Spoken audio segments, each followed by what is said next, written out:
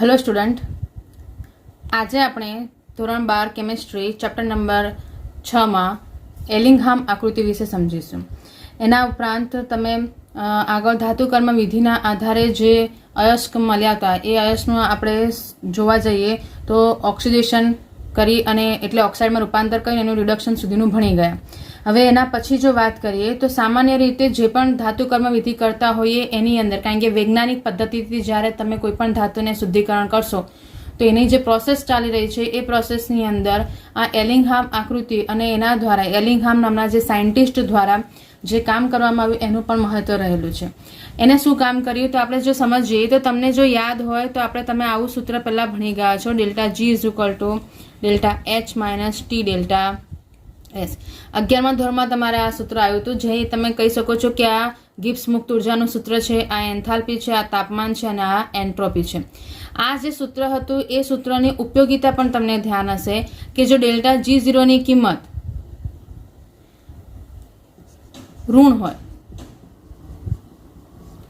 તો જે પણ રાસાયણિક પ્રક્રિયા થતી હોય એ આપમેળે થાય એવું આપણે કહી શકતા હતા. જો ડેલ્ટા G ની કિંમત પોઝિટિવ હોય તો એ પ્રક્રિયા આપમેળે થતી ન હતી, અને જો ડેલ્ટા G ની કિંમત 0 હશે તો પ્રક્રિયા સંતુલનમાં છે એવું કહેતા હતા.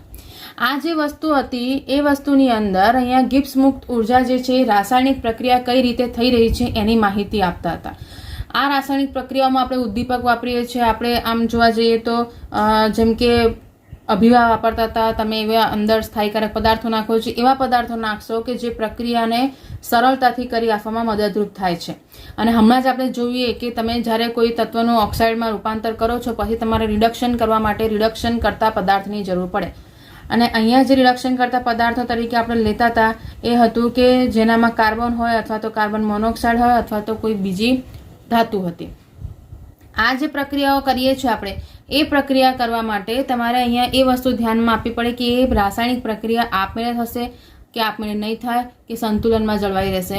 અને એના માટે યોગ્ય રિડક્શન કરતા પદાર્થ પસંદ કરવા માટે એલિંગહામ નામના વૈજ્ઞાનિકે આ એલિંગહામ આકૃતિઓ આપી.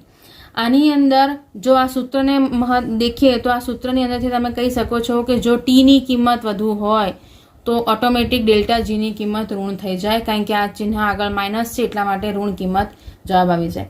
તો આની અંદર પણ વસ્તુ એ જ કરવામાં આવી કે તમે જો તાપમાન સાથે બેલેન્સ કરી શકો છો, તાપમાનને સમજી શકો છો કે એ કેવી રીતે ગિબ્સ મુક્ત ઉર્જાને વધઘટ કરી શકે છે અને રિડક્શન કરતા પદાર્થ સાથે પણ કેવી રીતે વર્ક કરી શકે છે, તો તમારા માટે ઇઝી થઈ જાય કોઈ પણ રાસાયણિક પ્રક્રિયા કમ્પ્લીટ કરવા માટે. હવે આપણે સમજી લઈએ કે આ એલિંગહામ આકૃતિ ખરેખર શું છે.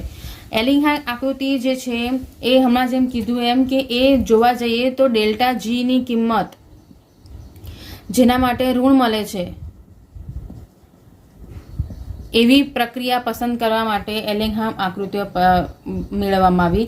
અને બીજી વસ્તુ હતી કે કયો રિડક્શન કરતા પદાર્થ ઉપયોગી છે એની માહિતી પણ તમને એલિંગહામ આકૃતિ ઉપરથી મળી જાય છે. એટલે અહીંયા તમને બે વસ્તુ મળી જશે કે પ્રક્રિયા આપમેળે થશે કે નહીં એ આપણે જાણી શકીશું, અને બીજો એ રિડક્શન કરતા પદાર્થ જે છે આ પ્રક્રિયા માટે યોગ્ય છે કે નથી એની પણ માહિતી આપણે આના ઉપરથી મેળવી શકીએ. એલિંગહામ આકૃતિ ખરેખર જોવા જઈએ તો એ ડેલ્ટા G વર્સિસ T નો ગ્રાફ છે.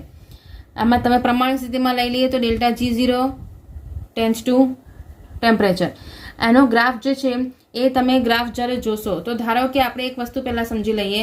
સપોઝ કે તમારી પાસે અહીંયા ડેલ્ટા G0 છે અને આ T છે. એની અંદર જ્યારે તમે એક તાપમાન ઉપર દેખશો, તાપમાન બદલાતું જાય છે પણ ડેલ્ટા G0 ની કિંમત અચળ આવે છે, અથવા તો તમે એવું કહી શકો છો કે પ્રક્રિયા સંતુલનમાં છે, ત્યારે એની વેલ્યુ કેટલી ગણાશે? G, કારણ કે અહીંયા શરૂઆત કેટલી છે? 0, એટલે 0 ગણાશે. આ જ્યારે કિંમતમાં તમે એવું કન્સિડર કરી શકો છો કે જ્યારે આ પોઈન્ટ આ સીધી y અક્ષ સાથે ટચ થઈ રહ્યો છે એટલા માટે અહીંયા ડેલ્ટા G0 ની વેલ્યુ કેટલી થઈ ગઈ? 0 થઈ ગઈ એવું આપણે કહી શકીએ છીએ. તો ડેલ્ટા G0 ની કિંમત અહીંયા 0 થઈ ગઈ. તો એ વખતે જે વેલ્યુ ઉપર મળે છે, જેમ કે હું સપોઝ કે આવી રીતે મારી પાસે ગ્રાફ છે તો અહીંયા જે વેલ્યુ જે મળશે એ કેવી મળશે? ધન મળશે. અને અહીંયા જે વેલ્યુ મળશે એ કેવી મળશે? ઋણ મળશે. કારણ કે સીધી સિમ્પલ વસ્તુ છે, સંખ્યા રેખાના હિસાબનું જોઈએ તો ડેલ્ટા G0ની એક બાજુ તમારી ધન કિંમત આવી જાય અને એક બાજુ તમારી ઋણ કિંમત આવી જાય, જેની ઘટતી કિંમત છે ને ઋણ કિંમતમાં આપણે કન્સિડર કરીશું. હવે આની અંદર જો આપણે સમજીએ કે તમારે જે રિડક્શન કરતા પદાર્થ વાપરવાના છે, કારણ કે આપણે મેઇન પોઈન્ટ કીધો કે રિડક્શન કરતા કયો વધુ ઉપયોગી છે અથવા તો કયો વધુ સારું છે એ જાણવા માટે તમે આ આકૃતિની શોધ કરી હતી. તો કાર્બન અને કાર્બન મોનોક્સાઇડ આ બે વસ્તુ આપણે જાણીએ છીએ કે કાર્બન અને કાર્બન મોનોક્સાઇડ રિડક્શન કરતા પદાર્થ તરીકે ઓક્સાઇડના રિડક્શન માટે યુઝ થાય છે. હવે અહીંયા તમે જ્યારે આ પદાર્થ વાપરો છો તો એની અંદર કાર્બનની જો વાત કરીએ છીએ તો કાર્બન જ્યારે પ્રક્રિયા કરશે ઓક્સિજન સાથે ત્યારે એનામાંથી કાર્બન મોનોક્સાઇડ મળશે. આ તમે કન્સિડર કરી શકો છો કે આ અપૂર્ણ દહન છે અથવા તો અપૂર્ણ ઓક્સિજનની હાજરીમાં છે. આની અંદર તમને જે મળી જાય છે ડેલ્ટા G0ની કિંમત મળી જાય આ રિએક્શન માટે. એવી જ રીતે આ કાર્બન જે છે એનું જ્યારે સંપૂર્ણ દહન કરો છો એટલે અથવા તો કહી શકો છો કે વધુ ઓક્સિજનની હાજરીમાં પ્રક્રિયા કરીએ તો તે વખતે એનામાંથી આપણને શું મળશે? Carbon dioxide. આને આપણે હજુ આવી રીતે પણ લખી શકીએ છીએ, બરાબર. આ જે પ્રક્રિયા થઈ છે એ પ્રક્રિયામાં તમે જોઈ શકો છો અહીંયા કે કાર્બનની વધુ ઓક્સિજનની હાજરીમાં પ્રક્રિયા કરો છો તો તમને કાર્બન ડાયોક્સાઇડ મળી જાય છે. જ્યારે બીજા રિડક્શન કરતા પદાર્થની વાત કરીએ છીએ તો એ જે કાર્બન મોનોક્સાઇડ જે છે એ ઓક્સિજન સાથે રિએક્ટ કરીને કશું બનાવી દેશે? Carbon dioxide. આ જે છૂટી પડતી વસ્તુઓ છે એની છેલ્લી બનાવટ તમને આપી દીધી કે કાર્બન મોનોક્સાઇડ છૂટો પડે છે કે કાર્બન ડાયોક્સાઇડ છૂટો પડે છે. હવે આ રિડક્શન કરતા પદાર્થોમાંથી આપણે સમજવું હોય કે કયો રિડક્શન કરતા પદાર્થ વધુ સારો છે તો એના માટે આ એલિંગહાંગ આકૃતિઓમાં તમને એ ડ્રો કરીને આપ્યું છે. તમે તમારી બુકમાં એ જોશો તો તમને એનામાં જોવાશે. ખાલી એની અંદર એ ભેગું આપ્યું છે, આપણે એને થોડું અલગથી સમજી લઈએ. તો અહીંયા આ જે સીધી લાઈન આપી છે એ તમને આપી દીધી છે કે જેનામાં તમે કાર્બન મોનોક્સાઇડ કાર્બન ડાયોક્સાઇડ જે બને છે એની પ્રક્રિયા છે. તમે એના 2 મોલની જગ્યાએ સિંગલ મોલ લખશો તો પણ તમને જવાબ આ જ મળશે. બીજી એક ગ્રાફ તમને આ રીતે આપ્યું છે. એ ગ્રાફ તમને જે મળે છે એ છે કાર્બનનું ઓક્સિજન સાથે પ્રક્રિયા થઈ અને એનામાંથી બની ગયું કાર્બન મોનોક્સાઇડ. અને ત્રીજો એક ગ્રાફ આપ્યો છે એ ગ્રાફ તમને કઈ આવી રીતે છે. એ ગ્રાફ તમે જોશો તો એ ગ્રાફ તમને આપી દીધો છે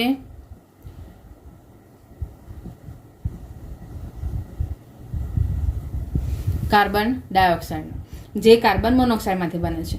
હવે આ જે ગ્રાફ તમારો મળ્યો હતો ડેલ્ટા G0 વર્સિસ Tમાં, એમાં તમે જોઈ શકો છો કે જો હું આ જે લાઈન છે એટલે કે 2 કાર્બન વત્તા 2 ઓક્સિજન gives 2 CO2 એને જો હું 0 તરીકે કન્સિડર કરું તો કાર્બન મોનોક્સાઇડ બનવાની જે કાર્બનમાંથી બને છે એની પ્રક્રિયાની જો વાત કરીશું તો એની કિંમત પહેલા ધન હતી અને એ ઘટીને શું થઈ ગઈ? ઋણ થઈ. એટલે આ વેલ્યુ ઋણ મળે છે એવું કહી શકાય. એની સાપેક્ષમાં તમે જ્યારે કાર્બન મોનોક્સાઇડની ઓક્સિજન સાથેની પ્રક્રિયામાંથી કાર્બન ડાયોક્સાઇડ વિશેની વાત કરશો તો એનામાં પહેલા નીચે કિંમત ઋણ છે અને પછી એ કિંમત કેવી થઈ ગઈ? ધન થઈ ગઈ. આમ અહીંયા તમે જોવા જાઓ તો જ્યારે કમ્પેર કરવામાં આવ્યું કે કાર્બન અને કાર્બન મોનોક્સાઇડમાંથી કયું સારું કહેવાશે, કયું રિડક્શન કરતા પદાર્થ, તો એ તમારો શું આવી જશે? કાર્બન. હવે જે તે પ્રક્રિયાના સંદર્ભમાં આ જવાબ બદલાતો રહે. તમને અમુક પ્રક્રિયાઓમાં કાર્બન મોનોક્સાઇડ પણ એ પ્રક્રિયાનું રિડક્શન કરી શકશે અને અમુકમાં કાર્બન કરી શકશે. સામાન્ય રીતે જો સમજીએ તમને આની અંદર એલિંગહામની અંદર ધ્યાન એટલું જ રાખવાનું છે કે કયો પ્રક્રમ કયા સાથે રિએક્શન કરી શકે. હવે આપણને સવાલ આપેલા છે, તમે જો ઉદાહરણમાં જોશો તો જે કોયડા આપેલા છે એ કોયડાને જો જોઈએ એના આધારે આપણે સમજીએ કે શું કહેવા માંગે છે. તો કોયડા નંબર 6.1ની વાત કરીએ.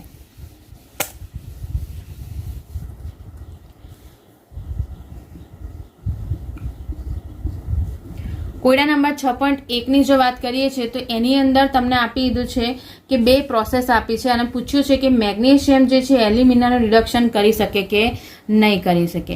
એટલે મેગ્નેશિયમ જે છે એ એલ્યુમિનિયમ એટલે કે Al2O3 એનું રિડક્શન કરશે કે નહીં એ તમારે સૂચવવાનું છે. તો એના માટેની તમને એની શરતો આપવાની છે. સમીકરણ જો જોઈએ તો તમારી પાસે સાદું સિમ્પલ જો શરૂઆત કરીએ Al2O3 બનાવવાની તો એલ્યુમિનિયમ છે, એલ્યુમિનિયમનું રિએક્શન કોની સાથે થઈ ગયું? ઓક્સિજન સાથે, અને એનામાંથી બને શું છે? Al2O3. હવે પ્રક્રિયાને બેલેન્સ કરવું હોય તો 2 એલ્યુમિનિયમ છે તો હું જો 2 એલ્યુમિનિયમ કન્સિડર કરું તો પણ મારી પાસે 3 ઓક્સિજનનો કોમ્બિનેશન થાય નહીં. એ વખતે તમારે જો આનામાં દેખવું હોય તો તમારે એનામાં એવી કિંમત લેવાની જેના આધારે જેમ કે 4/3 અને અહીંયા લખું 2/3, તમે હવે દેખશો અહીંયા કેટલા થયા એલ્યુમિનિયમ 4 થયા, આ 4 આવી ગયા, /3 સેમ થયું. અહીંયા ઓક્સિજનની સંખ્યા 2 છે, પણ આખા સમીકરણને 3 વડે ભાગાકાર કરી નાખ્યો છે, એટલા માટે તમે અહીંયા જોશો તો આ 3 જતા રહ્યા, ઓક્સિજનની સંખ્યા કેટલી થઈ ગઈ 2, એટલે પ્રક્રિયા સમીકરણ બેલેન્સમાં છે. તો તમે એલ્યુમિનિયમ અને ઓક્સિજન વચ્ચેની પ્રક્રિયાથી આ રીતે બનાવી શકો છો. એવી રીતે જ્યારે મેગ્નેશિયમ ઓક્સિજન સાથે પ્રક્રિયા કરશે તો એનામાંથી શું બની જશે? Magnesium oxide. આ બંને પ્રક્રિયાઓનું એલિંગહામ આકૃતિમાં ડ્રો કરીને આપેલું છે. એને જો આપણે દેખીએ તો એ કેવી રીતે તમને આપ્યું છે, તો આ ΔG0 અને આ T. આમાં જ્યારે પોઈન્ટ્સ તમને આપી દીધા છે એ પોઈન્ટ્સમાં તમે જોશો તો અહીંથી સ્ટાર્ટ થઈ જાય છે. બીજું જે છે એનામાં પર્ટિક્યુલર આવી રીતનું તમને છેદ કર્યું છે અને પછી એ આમ જતું રહે છે. આ રીતનો તમને ગ્રાફ આપ્યો છે. એમાં આ જો પહેલું કન્સિડર કરો છો એ આપણે કહીએ તો પ્રક્રિયા નંબર 1 અને આ પ્રક્રિયા નંબર 2. તો આ જે ગ્રાફ છે પ્રક્રિયા નંબર 1 નો છે અને આ જે ગ્રાફ છે પ્રક્રિયા નંબર 2 નો છે. જે જગ્યાએ છેદે છે એને નામ આપી દીધું છે એ. હવે સમજીએ, આપણને પૂછ્યું છે કે મેગ્નેશિયમ જે છે એલ્યુમિનિયમનું રિડક્શન કરી શકશે કે નહીં કરશે. તો એના માટેની સૌથી પહેલા શરત એક યાદ રાખી લઈએ કે જેનો ગ્રાફ નીચે આવતો હોય, એટલે કે જે પદાર્થ તમને આપ્યો છે એના કરતાં નીચે આવેલો જે પદાર્થ હશે એ એનું રિડક્શન કરી શકે છે. બરાબર છે? એટલે આમ જો સાદી ભાષામાં હું જો લખું છું તો નીચે આવેલી લીટી, બરાબર છે, નીચે આવેલી લીટી જેની હોય એ ઉપરની લીટીના પદાર્થનું રિડક્શન કરી શકે. આ મેં સૌથી સાદી ભાષા લખી છે, બાકી તમે કેમિસ્ટ્રીના સંદર્ભમાં લેવા જશો તો એ શબ્દો બદલાઈ જાય. આપણે હમણાં ખાલી ધ્યાન એટલું રાખવાનું છે કે જ્યારે તમને કોઈ પણ બે પદાર્થનું કમ્પેર આપ્યું હોય અને પૂછે કે એ એક પદાર્થ બીજા પદાર્થનું રિડક્શન કરી શકશે તો ધ્યાન રાખવાનું કે અહીંયા આ ઉપરની જે હતું એ કોની હતી? એલ્યુમિનિયમની, અને નીચેની કોની હતી? મેગ્નેશિયમની. તો અહીંયા તમે દેખી શકો છો કે એલ્યુમિનિયમથી જે મેગ્નેશિયમની વેલ્યુ જે આપી છે એટલે ΔG વર્સિસ Tના ગ્રાફની એ વેલ્યુ કેવી છે? નીચી છે, એટલે કે આના ઉપરના કરતાં નીચે લીટી આપી દીધી. તો અહીંયા તમે જોઈ શકો છો કે મેગ્નેશિયમની જે ΔG0ની કિંમત મળે છે એના આધારે તમે કહી શકો છો કે એ રિડક્શન કરી શકશે. બીજી જો સમજીએ તો વેલ્યુ ઋણ હોવી જોઈએ. ઋણ મૂલ્ય હોય તો એ પણ રિડક્શન કરી શકે છે સારું એવું તમે કહી શકો છો. તો અહીંયા તમે જોઈ શકો છો કમ્પેરમાં એલ્યુમિનિયમની સાપેક્ષમાં અહીંયા પહેલો જ મુદ્દો અહીંયા સક્સેસફુલ થતો રહ્યો, એટલે બીજા મુદ્દા તરફ જવાની જરૂર પડી નહીં. જ્યારે પહેલો મુદ્દો સક્સેસફુલ ના હોય તે વખતે તમારે બીજો મૂલ્ય કન્સિડર કરવાનો કે એની વેલ્યુ જેની ઋણ હશે એ સારો રિડક્શન કરતા પદાર્થ બની શકે.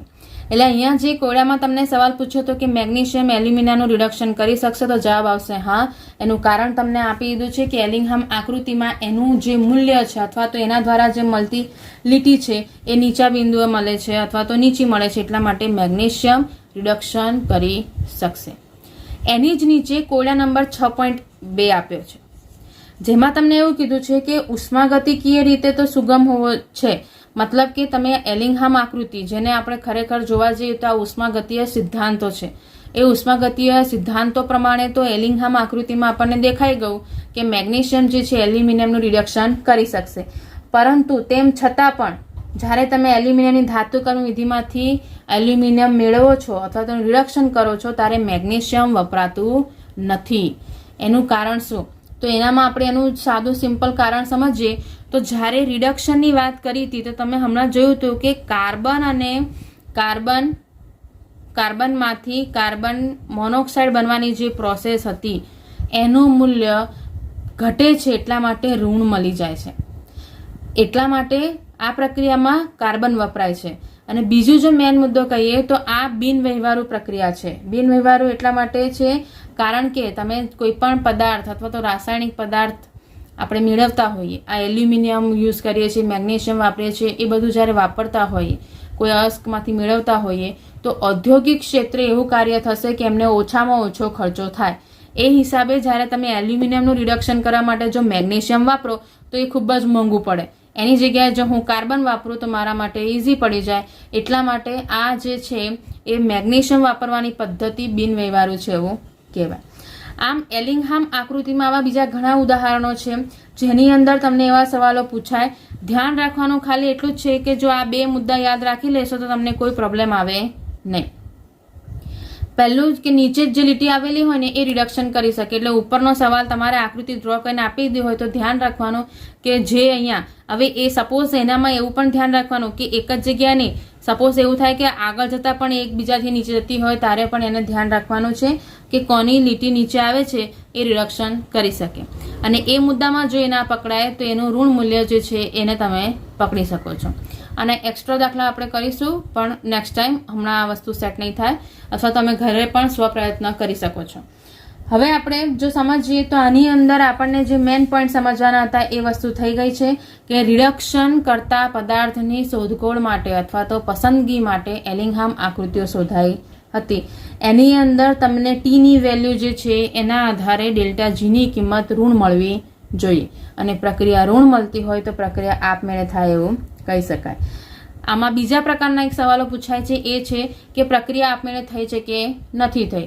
તો એનામાં પણ તમે જોઈ શકો છો કે ટીની વેલ્યુ ઋણ મળતી હોય તો તમારી ડેલ્ટા જીની કિંમત જે છે એ તમારી કેવી થઈ જશે? સાદી સિમ્પલ વસ્તુ. જો ટીની વેલ્યુ ટીની વેલ્યુ તમને અહીંયા ઋણ મળે જ ના, કારણ કે આ બાજુ નથી જવાનું. જો ટીની વેલ્યુ ઋણ મળે તો પ્રક્રિયા આપમેળે થાય નહીં, કારણ કે ટીની કિંમત ઋણ મળે તો આગળ પણ માઇનસ છે એટલા માટે માઇનસ માઇનસ પ્લસ થઈ જાય અને ડેલ્ટા G0ની કિંમત કેવી થઈ જશે? પોઝિટિવ. એટલે અહીંયા ડેલ્ટા G0ની કિંમત નેગેટિવ આવે એવી રીતના તમારે પરિબળો ધ્યાનમાં રાખવાના છે અને એના આધારે એ કામ કરવાનું. હવે આપણે નેક્સ્ટ જોઈશું આ પ્રક્રિયાના અનુપ્રયોગ, એટલે કે મીન્સ જે પણ આપણે આગળ કામ કર્યું છે, અયસ્કમાંથી અશુદ્ધ ધાતુ મેળવી લીધી છે, હવે એ અશુદ્ધ ધાતુઓનું રિડક્શન કરી દીધું, હવે એનું આમાંથી આપણે નિષ્કર્ષણ કરવાનું છે. હવે આપણે સમજીશું એ છે ધાતુનું નિષ્કર્ષણ.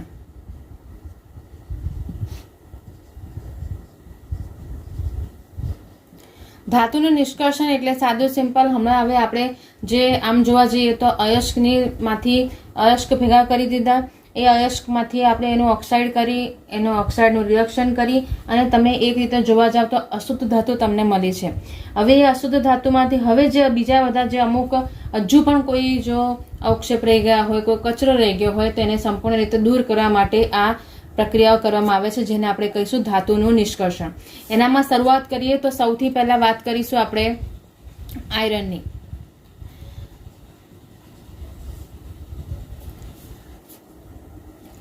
આયરનની જે ઓક્સાઇડયુક્ત ધાતુઓ છે જેને આપણે કહીશું મેગ્નેટાઇટ અને હેમેટાઇટ. એમાં હેમેટાઇટ જે છે મુખ્યત્વે આપણે યુઝ કરતા હોઈએ છીએ. એ હેમેટાઇટમાં આપણે આગળ પ્રક્રિયા કરી નિસ્તાપન અને ભૂંજન એ પ્રક્રિયાઓ દ્વારા બાષ્પશીલ ઘટકોને દૂર કરવામાં આવે છે. એટલે હવે જે ધાતુ બાકી રહી છે, જે અયસ્ક બાકી રહ્યા છે, એમાં હેમેટાઇટ વાપરો અથવા તો મેગ્નેટાઇટ વાપરો, એને આપણે યુઝ કરવાના છે, એની અંદર એડ કરવાનો છે. આમાં ધ્યાન રાખજો, આ જે પદ્ધતિ છે એ પદ્ધતિમાં તમે હેમેટાઇટ અથવા તો મેગ્નેટાઇટ એને તમે સૌથી પહેલાં કાર્બન ડાયોક્સાઇડને દૂર કરવા અથવા અને સલ્ફાઇડનું ઓક્સિડેશન કરવા માટે નિસ્તાપન અને ભૂંજનની પ્રક્રિયા કરી દીધી. હવે એ ઓક્સાઇડ જે બાકી રહ્યો છે એનામાંથી હજુ શુદ્ધ ધાતુ આપણે મેળવવાની છે. તો એના માટે આ રીતના એક પાત્રમાં, આ પાત્ર છે જેને આપણે શું કહીશું? વાત ભટ્ટી. આ વાત ભટ્ટીના પાત્રમાં તમારે હેમેટાઇટ અથવા તો મેગ્નેટાઇટ, જેને આપણે એવું પણ કહી શકીએ છીએ કે અયસ્કને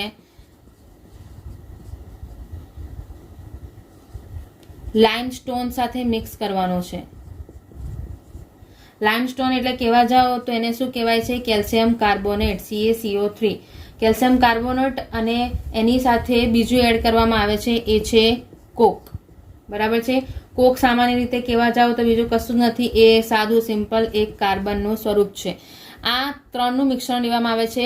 એટલે જે તમારી પાસે અયસ્ક છે એની અંદર લાઇમસ્ટોન અને કોક એડ કરવામાં આવે આ વાત ભટ્ટીમાં. વાત ભટ્ટીની ખાસિયત એ છે કે એનામાં ટેમ્પરેચર અલગ અલગ તમે સેટ કરી શકો છો. જેમ કે અહીંયા સૌથી નીચે હાઈએસ્ટ જોવા જશો તો 2170 કેલ્વિન જેટલું તાપમાન છે. જેમ જેમ ઉપર જશો એ 1570, એનાથી ઉપર જશો તો 1270, એનાથી ઉપર જશો તો 1070. આવી રીતે તમે અલગ અલગ એક જ પાત્રની અંદર અલગ અલગ લેયર બનાવી શકો છો ટેમ્પરેચરના. અને એનામાંથી જ્યારે તમે જોવા જાઓ છો, આમાં એક વાયુ, આ ધાતુઓના મિશ્રણને, જેની અંદર તમારી આ 3 વસ્તુઓ હતી, અયસ્ક હતું, લાઇમસ્ટોન હતું અને કોક, એને તમે આની અંદર એડ કરો છો તો જ્યારે આ ધાતુના જે ભૂક્કો છે એ ભૂક્કો જ્યારે આ તાપમાનમાંથી પસાર થશે, છેલ્લે ક્યાં આવશે? આ સૌથી હાઈએસ્ટ ટેમ્પરેચર ઉપર, જેની અંદર અહીંયા આ બે જે વાલ્વ દેખાય છે એ વાલ્વની અંદર ઓક્સિજન વાયુ અથવા તો જે ગરમ વાયુ તમે કહી શકો છો, એ ગરમ વાયુ અથવા તો હવા બે સાઈડથી અહીંયા ફૂલ ફોર્સમાં આવે છે અને એની સાથે સાથે અહીંયા જ્યારે કોક તમે નાખતા હોઈએ તો એ કોક શું થશે?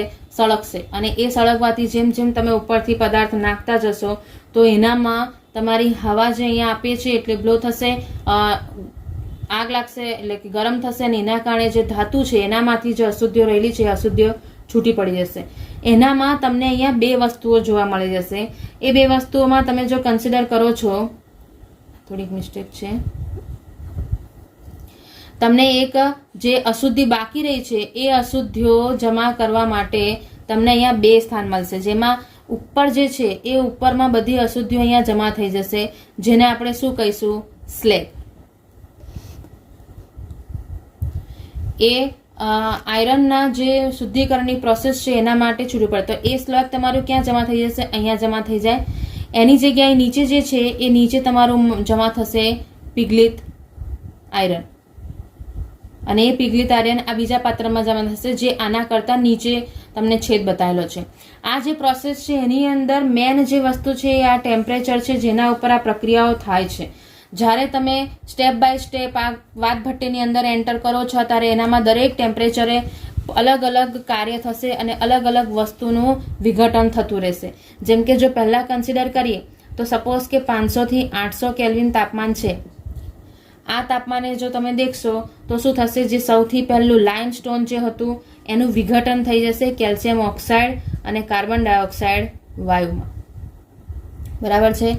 એનાથી આગળ જ્યારે સેકન્ડ આ જ વખતે જે આયરનનો ઓક્સાઇડ એટલે કે સપોઝ કે મેં હેમેટાઇટ લીધું છે એની કાર્બન મોનોક્સાઇડની હાજરીમાં પ્રક્રિયા થઈ જશે અને એનામાંથી એનું સંયોજનનું સ્વરૂપ બદલાઈ જશે, એટલે કે Fe2O3 નું કન્વર્ઝન થઈ જશે Fe3O4 માં અને તારે પણ કાર્બન ડાયોક્સાઇડ વાયુ છૂટો પડશે. આ જે છે એ તબક્કાવાર થતી પ્રક્રિયાઓ છે, એટલે કે હવે જો Fe3O4 બન્યું છે એ Fe3O4 નું ઓક્સિડેશન થશે કાર્બન મોનોક્સાઇડની હાજરીમાં અને એ કન્વર્ટ થઈ જશે FeO માં, મતલબ કે આયરન ઓક્સાઇડમાં જેની આપણને જરૂર હોતી તે. આ જે છે એ 500 થી 800 કેલ્વિનના ગાળાની અંદર થાય છે. એનાથી આગળ જો વાત કરીશું તો 900 થી 1500 કેલ્વિનના ગાળામાં શું થશે? કારણ કે જેમ જેમ મેં કીધું કે આ ધાતુ ઉપરથી પડતું આવે છે, નીચેથી આગ સળગે છે ને એના કારણે એમની અંદરની આ બધી રિએક્શન્સ થઈ રહી છે. જેટલી પણ અશુદ્ધિઓ હશે ઉપર તરતી સ્થિતિમાં રહેશે, પિગલિત આયન નીચે બેસી જશે. સ્લેગને આપણે બહાર કાઢી લીધું અને પિગલિત આયનને પણ બહાર કાઢી લીધું. પણ એના જે ટેમ્પરેચરના ડિફરન્સમાં જે પ્રક્રિયાઓ થાય છે એની વાત કરીએ તો અહીંયા આયરન ઓક્સાઇડ બની ગયું. એ આયરન ઓક્સાઇડનું ફરીથી કાર્બન મોનોક્સાઇડની હાજરીમાં ઓક્સિડેશન થશે અને રિડક્શન. અહીંયા આપણે Fe2O3 નું Fe2O3 માંથી Fe3O4 રિડક્શનના અંતે મળ્યું છે. હવે એની અંદર તમને FeO મળી રહ્યું છે. FeO જે છે એ પર્ટિક્યુલર કાર્બન મોનોક્સાઇડ સાથે પ્રક્રિયા કરશે. હવે આ ગાળો તમારો વધારે છે, 900 થી 1500 કેલ્વિન એટલે ઊંચો તાપમાનનો ગાળો થયો. તો એની અંદર કાર્બન ડાયોક્સાઇડ છૂટો પડ્યો અને આયરન ધાતુ તમને મળી ગઈ. આ પ્રક્રિયા જો કન્સિડર કરીએ તો આની અંદર સાદું સિમ્પલ થયું એટલું જ કે આયરન ઓક્સાઇડનું રૂપાંતર થઈ ગયું આયરનમાં, એટલે પિગલિત આયન જે છે એ તમને મળવાની શરૂઆત થઈ જાય. એના સિવાય જો કન્સિડર કરો છો તો આ કાર્બન મોનોક્સાઇડ આયો કઈથી હશે? તો એ કાર્બન જે કોક હતો એનું વિઘટન થયું અથવા તો કહી શકો છો કે એની કાર્બન ડાયોક્સાઇડની પ્રક્રિયાથી તમને કાર્બન મોનોક્સાઇડ કન્ટિન્યુઅસ મળતું રહેશે. આ જે પ્રોસેસ થઈ રહી છે એ આમ જોવા જાવ તો એ ખરેખર આ કાર્બન બીજું કશું જ નથી, એ શું છે? કોક છે. એટલે કોકની પ્રક્રિયાઓ, કોકનું બળવું જે છે એ આ ગાળા દરમિયાન થઈ જાય છે.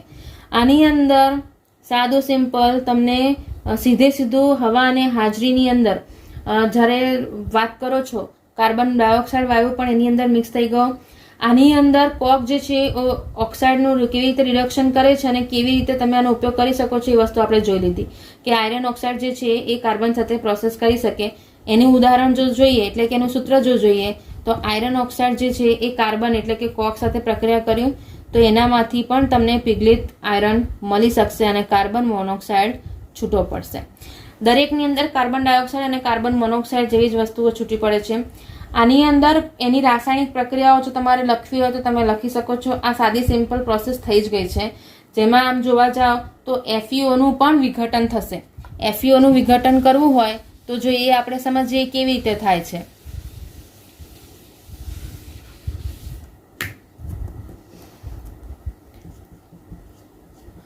આયરન ઓક્સાઇડ જે છે એનામાંથી જ્યારે એનું વિઘટન થશે તો એ આયરન સોલિડ અને 1/2 O2 તરીકે છૂટું પડશે. આ જે છે રિડક્શનના મુદ્દાઓ છે, રિડક્શનના પોઈન્ટ્સ છે એવું તમે કહી શકો છો. એના સિવાય કાર્બનનું પણ અહીંયા જોવા જાઓ તો ઓક્સિજન સાથે પ્રક્રિયા થઈ ગઈ અને એનું રૂપાંતર શામાં થઈ ગયું? CO સાથે. હમણાં જ આપણે દેખ્યું હતું કે કાર્બન મોનોક્સાઇડ ક્યાંથી મળ્યો તો એ તમને આ રીતે મળી શકે છે. આ બંને પ્રક્રિયામાં તમે જોવા જશો તો ગિબ્સ મુક્ત ઉર્જાનો માપી શકો છો. એના માટે એના ગ્રાફ પણ દોરી શકાય છે અને એનેમાં જ્યારે એલિંગહામ આકૃતિની સાપેક્ષમાં જ્યારે વાત કરશો તો તમને અહીંયા મળી જશે કે કાર્બન જે છે એ વધુ સારો રિડક્શન કરતા પદાર્થ છે આ પ્રક્રિયા કરવા માટે. એની આકૃતિ તમને ત્યાં આપી દી છે. એક્ઝામમાં તમે એને નહીં દોરો તો એ ચાલે. તમને ખાલી વાત ભટ્ટીમાં કઈ તાપમાને કેટલું શું પ્રક્રિયા થઈ એ અને કયા તાપમાને હાઈએસ્ટ ટેમ્પરેચર જોવા મળી જાય છે એ બધા પોઈન્ટ્સ અને એની રાસાયણિક પ્રક્રિયાઓ લખતા આવડવી જોઈએ. હવે જો વાત કરીએ તો એ જે પિગલિત આયન આપણને મળ્યો એ પિગલિત આયન જો લેવા જઈએ તો એની અંદર છેલ્લે જ્યારે એને દૂર કરો છો ત્યારે એનામાં 4% જેટલો કાર્બન બાકી રહેલો હોય છે અને એનામાં બીજી અલ્પ અશુદ્ધિઓ પણ રહેલી હોય. અલ્પ અશુદ્ધિ જો કન્સિડર કરીશું તો એ અલ્પ અશુદ્ધિઓમાં તમને મળી શકે છે સલ્ફર છે, ફોસ્ફરસ છે, સિલિકોન છે, મેંગેનીઝ છે. આવી અશુદ્ધિઓ રહેલી છે પણ એનું પ્રમાણ ખૂબ જ ઓછું છે. તો આ જે તમને આયરન મળ્યો જે પિગલિત અવસ્થામાં હતો એને શું નામ આપવામાં આવ્યું? પિગ આયર્ન, અથવા તો તમે એને કહી શકો છો કાચું લોખંડ. આ જે છે એને તમે ડાયરેક્ટ આકારમાં ઢાળી શકો છો અને એનામાં તમે એને સામાન્ય રીતે કહેવા જાઓ છો તો અલગ અલગ જગ્યાએ એને યુઝ પણ કરી શકો છો. એના પછીનો જે સ્ટેજ આવ્યો એ પછીના સ્ટેજમાં આ પિગ આયર્ન જે મળ્યો સૌથી પહેલા એના પછી આપણને મળે છે ભણતર લોખંડ. આ ભણતર લોખંડ જે છે એ કાચા લોખંડથી થોડો ડિફરન્સ પડે છે.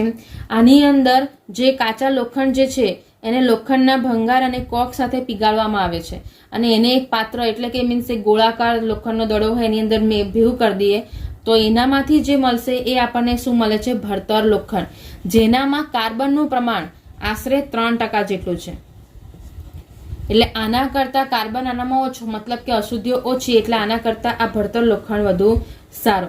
આની અંદર કાર્બનનું ઘટકનું પ્રમાણ ઓછું છે એટલા માટે એ સખત અને બરડ છે.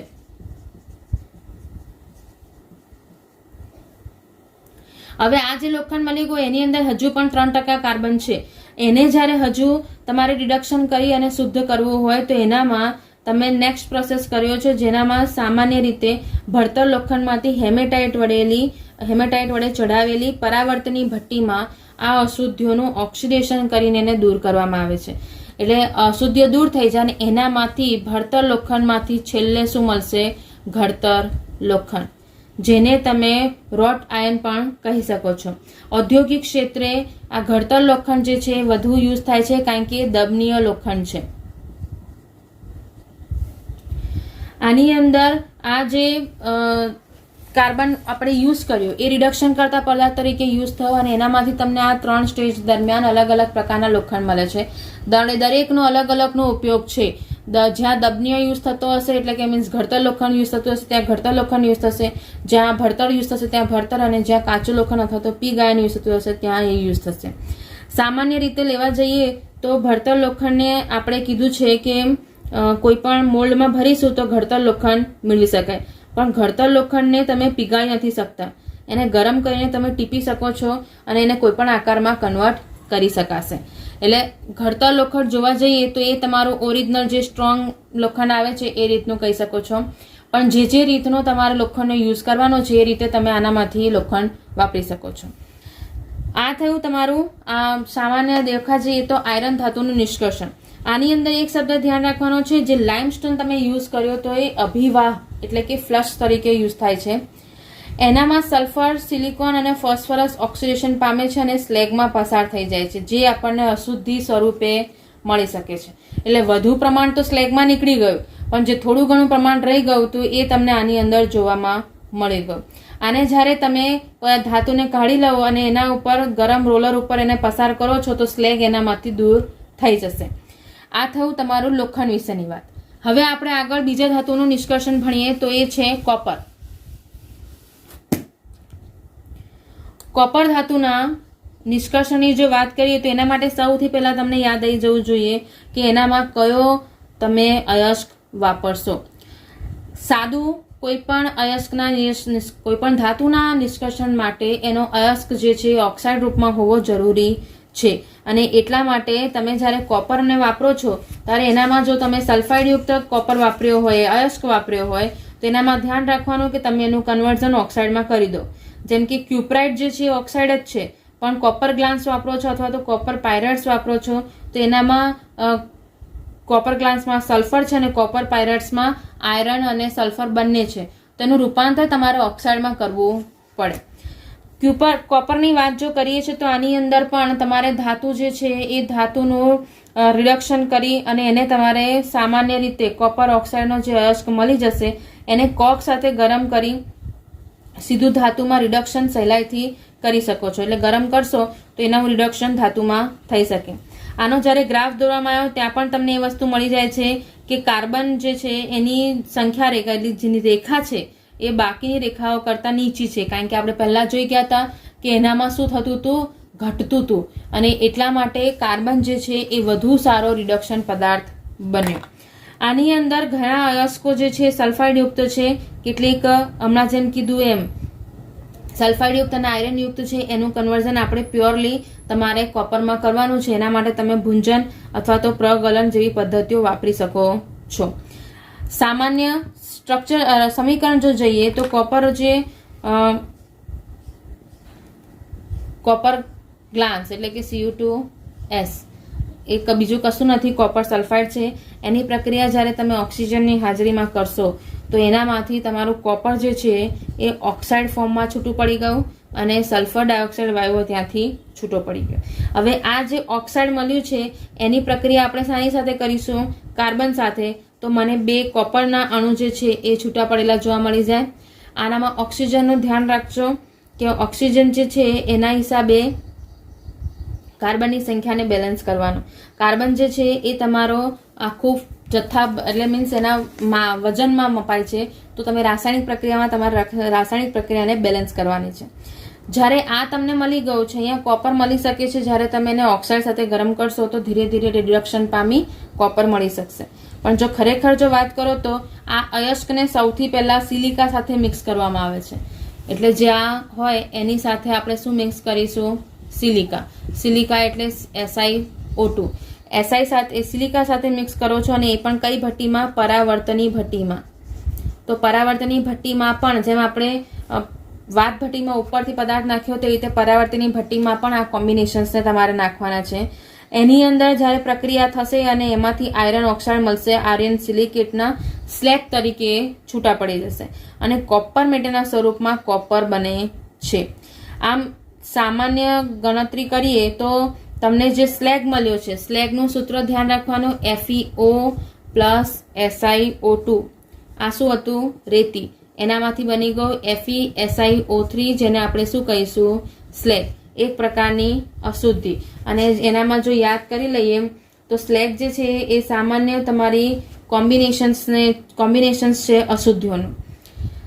હવે આ જે પ્રક્રિયા થઈ ગઈ એની અંદર આપણને સ્લેગ મળી ગયો, એ ઉપરાંત એનામાંથી કોપર મેટે પણ છૂટું પડે છે અને એનું સૂત્ર આપણે જોઈ ચૂક્યા છીએ, Cu2S વત્તા FeS.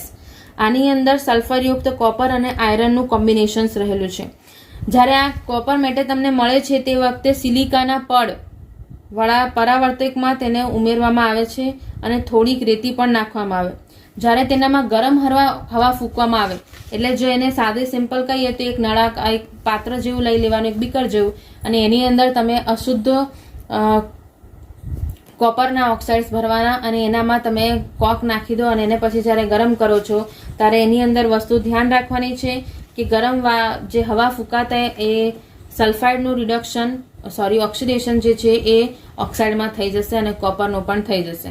હવે એના જે સમીકરણો છે એ સમીકરણો તમારે યાદ રાખવા હોય, કારણ કે આ જે છે ઉદાહરણો, આ જે પ્રક્રિયાઓ છે એની અંદર તમારે સમીકરણો યાદ રાખવા પડશે. તો પહેલું જે આપી દીધું છે આયરન સલ્ફાઇડનું, એની ઓક્સિજન સાથે પ્રક્રિયા થાય તો એનામાંથી શું બની જશે? આયરન ઓક્સાઇડ અને SO2 વાયુ. આ બંને ઉપર શું આવી જશે? 2. એટલે 2 FeS છે તો અહીંયા પણ 2 યાદ રાખવાના. એ જ FeO જે છે એની જ્યારે સિલિકા સાથે પ્રક્રિયા થશે તો એનામાંથી બની જશે FeSiO3.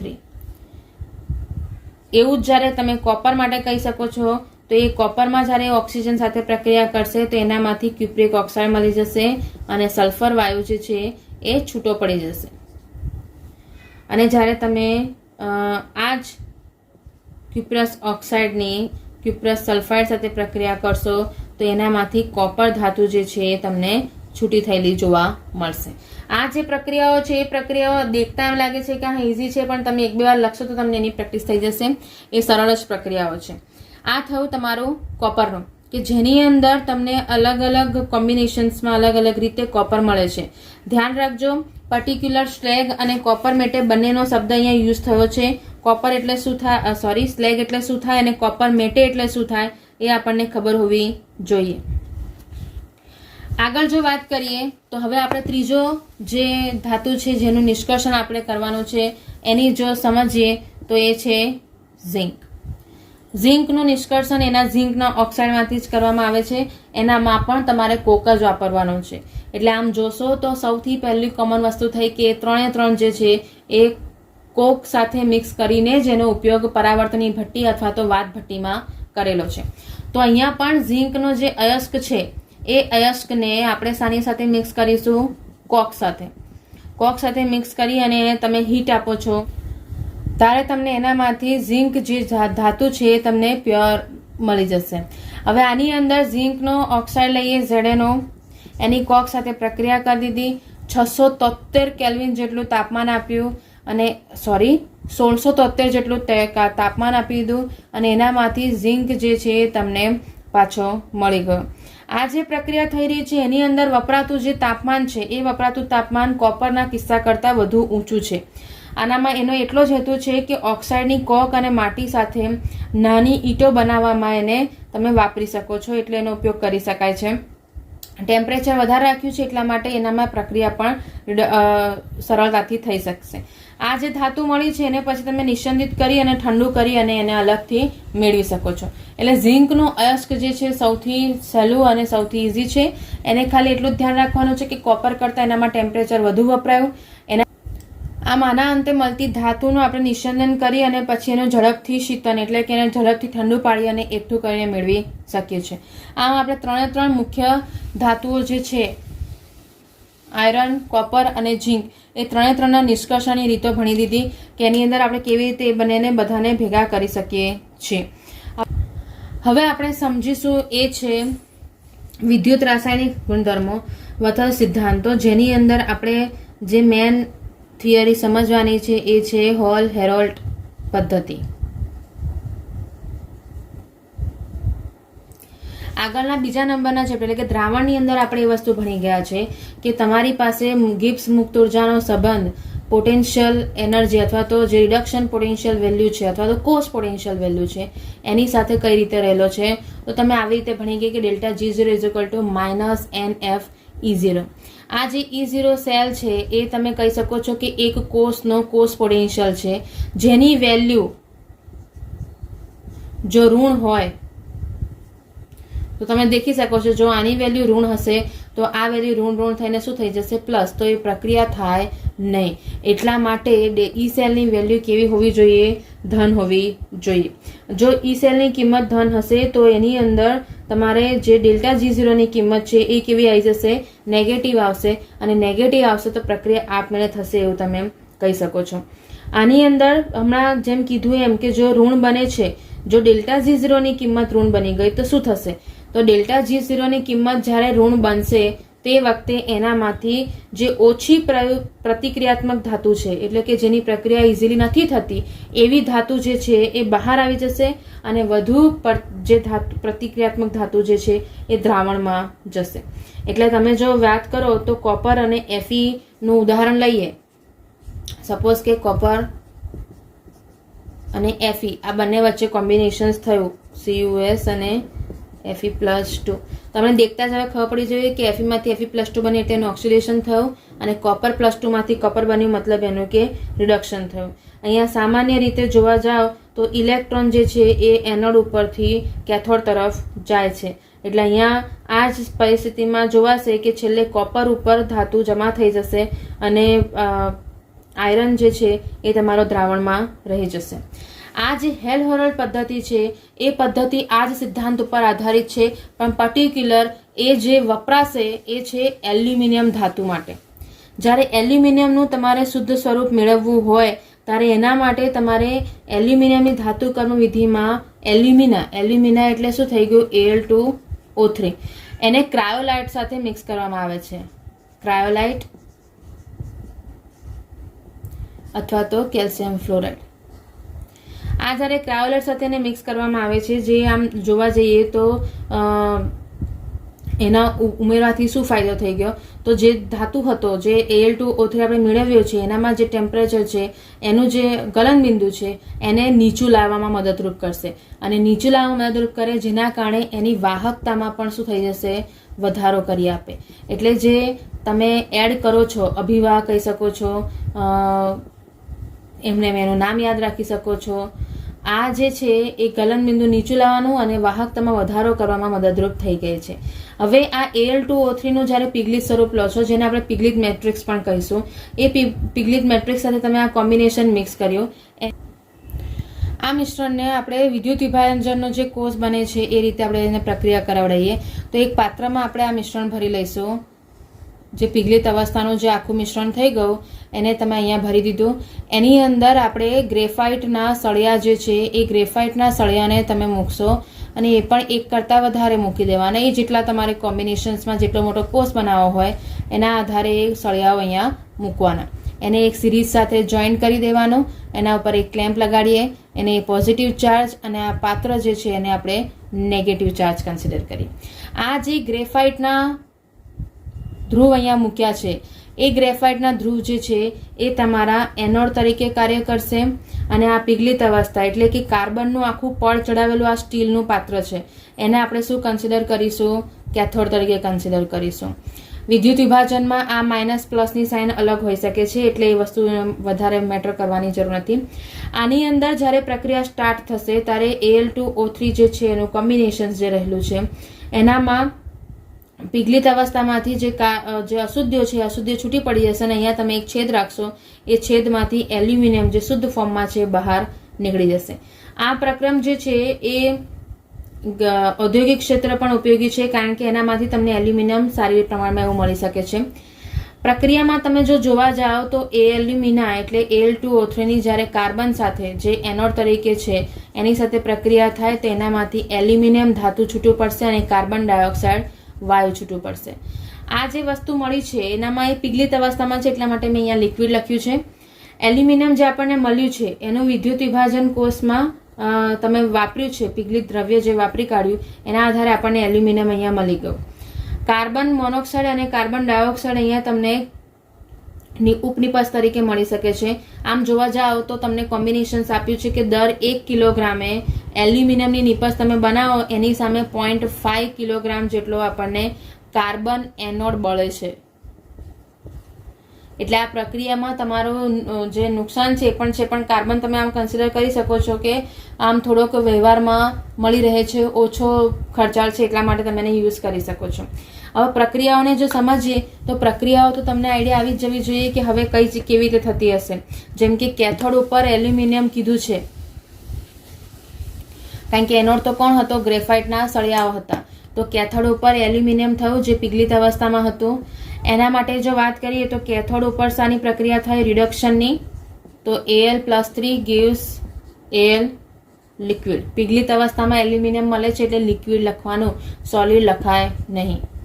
એવી રીતે જ્યારે એનોડ ઉપર જોશો તો એનામાં કાર્બન જે છે એ ઓક્સિજન સાથે રિએક્ટ કરી દીધો અને એનામાંથી શું બનાવી દીધું, કાર્બન મોનોક્સાઇડ, 2 ઇલેક્ટ્રોન છૂટા પડ્યા. આનામાં જ જો વધુ પડતો ઓક્સિજન મળી જાય પીગલિત અવસ્થામાં જ, આ પીગલિત અવસ્થામાં જ ઓક્સિજન એનામાં એડ થાય તો એનામાંથી શું બની જશે, કાર્બન ડાયોક્સાઇડ. એટલે આમ જે છે આ હોલ હેરોલ્ડ પદ્ધતિ જે છે એલ્યુમિનિયમમાંથી એલ્યુમિનિયમ મેળવવાની પદ્ધતિ છે એવું કહેવાય.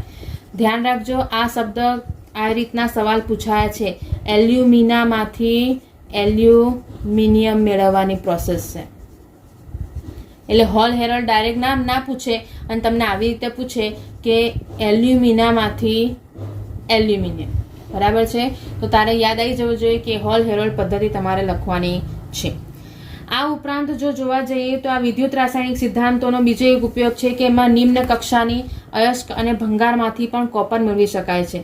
નિમ્ન કક્ષાની અયસ્ક જે હોય, નિમ્ન કક્ષાની એટલે એનામાં હાઈ ક્વોલિટી ના હોય, થોડીક લો ક્વોલિટી વાળો કોપર હોય, એનામાંથી કોપર મેળવવાનું હોય તો જલ ધાતુ કર્મ વિધિ વપરાય છે. જલ ધાતુ કર્મ વિધિ,